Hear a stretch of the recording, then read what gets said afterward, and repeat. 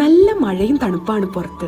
അകത്ത് അമ്മയുടെ വക നല്ല ചൂട് ചായയും ബജിയും. ഈ ഒരു മഴയത്ത് ഇതുപോലൊരു ബുക്കൊക്കെ വായിച്ചിരിക്കാൻ നല്ല രസമാണല്ലേ. എല്ലാവർക്കും അതൊരു രസമാവില്ല കേട്ടോ. എനിക്ക് പക്ഷെ ഭയങ്കര ഇഷ്ടമാണ്. എന്താണെന്ന് അറിയില്ല, പണ്ട് മുതലേ ഞാൻ ഇങ്ങനെയാ. ഒരു ബുക്ക് കയ്യിൽ കിട്ടിയാൽ ഞാൻ അതിൽ ആദ്യം എൻ്റെ പേര് എഴുതി വെക്കും. അത് 1-2 പ്രാവശ്യം എഴുതി വെക്കും.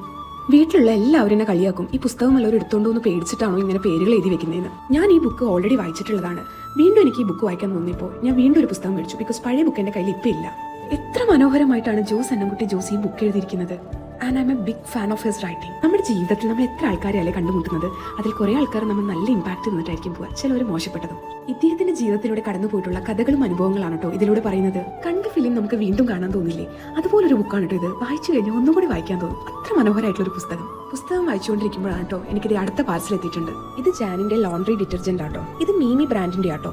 ഇത് സ്റ്റാർട്ടിംഗ് മുതലേ ഞാൻ ഇത് തന്നെയാണ് ഉപയോഗിച്ചിരിക്കുന്നത്. നല്ല മൈൽഡ് ഫ്രാഗ്രൻസ് ആണ് ഇതിന്. വീഡിയോസ് ഇഷ്ടപ്പെടുന്നുണ്ടെങ്കിൽ ഒന്ന് സബ്സ്ക്രൈബ് ചെയ്യൂ പ്ലീസ്. ബൈ.